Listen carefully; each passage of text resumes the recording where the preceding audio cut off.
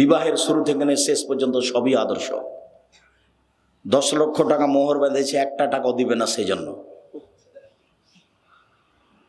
সবাই সবাই ফাঁকিবাজ। বিবাহের আদর্শ হলো 2 জন সাক্ষী। তো সেখানে খাতাতে লেখা আছে কাজী সাহেবের 4 জন সাক্ষী। 4 জন সাক্ষী কোন কাজে লাগে? জেনা প্রমাণ করতে। 4 জন সাক্ষী কোন কাজে লাগে? জেনা প্রমাণ করতে। তাহলে বিবাহটা কি জেনায় চলে গেছে নাকি? 4 জন সাক্ষী কেন? আবার পক্ষ কেন? আল্লাহ রাসূল বলেছেন লা নিকাহ ইল্লা বিশাহিদাইনে, বিবাহ হয় না 2 জন সাক্ষী ছাড়া। লা নিকাহ ইল্লা বিওয়ালিন, অভিভাবক ছাড়া বিবাহ হয় না। তিনি বলেছেন আইয়ুমা ইমরাতিন নাকাহাত বিগাইরি ইজনি ওয়ালিহা ফানিকাহুহা বাতিল, ফানিকাহুহা বাতিল, ফানিকাহুহা বাতিল। যে কোনো মেয়ে বাপের অভিভাবকের অনুমতি ছাড়া বিবাহ বসবে, সেই বিবাহ বাতিল, সেই বিবাহ বাতিল, সেই বিবাহ বাতিল। কোর্টের বিবাহ বাতিল, কাজী সাহেবের অফিসের বিবাহ বাতিল, বিবাহ বাতিল, বিবাহ বাতিল। 10 ছেলের মা হয়ে গেল, বিবাহ আবার পড়াতে হবে। ওর বাপ মারা গেলে ওর ভাই দিয়ে পড়াতে হবে, ওর ভাই মারা গেলে ওর চাচা দিয়ে পড়াতে হবে, ওর চাচা মারা গেলে ওর নিজের ছেলে দিয়ে পড়াতে হবে।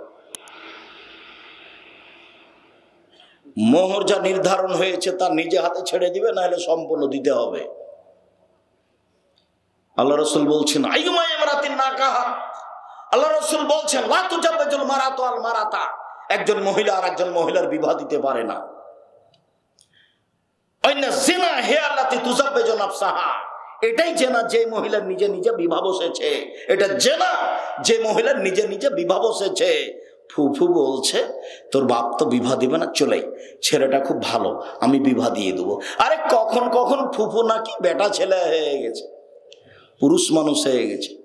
খালা বলছে তোর বাপ তো বিবাহ দিবে না, মেয়ে ছেলে খুব ভালো, তুই চলাই, আমি বিবাহ দিয়ে দেবো। এই কথা কে বলছে? খালা বলছে। কখন কখন খালা পুরুষ হয়ে গেছে। নাউজুবিল্লাহ মিন জালিক, ধর্ম পাগল হয়েছে। আবার উকিল বাপ, চট্টগ্রামে নোয়াখালীতে যেদিন উকিল বাপ হয়েছে সেদিন থেকে ওই নিজে বাপ, ওই মেয়েকে আনবে, মেয়ে ওর বাড়িতে যাবে।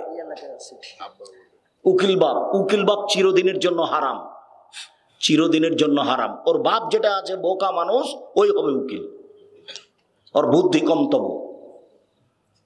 ওর চাচা যতই হুঁশিয়ার হোক উকিল হতে পাবে না।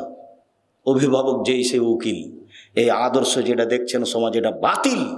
সব আদর্শগুলো বাতিল। বিবাহের শুরু থেকে শেষ পর্যন্ত সবই আদর্শ, সবই হারাম। যেটা চলছে আপনার গ্রামে, বাদ্যযন্ত্র যা আছে, খেলতামাশা যা আছে, হুড়াহুড়ি রং দেওয়া যা আছে, সবই হারাম। এখান থেকে উঠে যাওয়ার পরে জিন্দেগিতে আপনার বাড়িতে যেন এসব কিছু না হয়। কান ধরে বলবেন আস্তাগফিরুল্লাহ ওয়া আতুবু ইলাইহি, যা কিছু হয়েছে হয়েছে, আল্লাহ ভুল হয়েছে, আর কোনোদিন এতে না পা দিব না।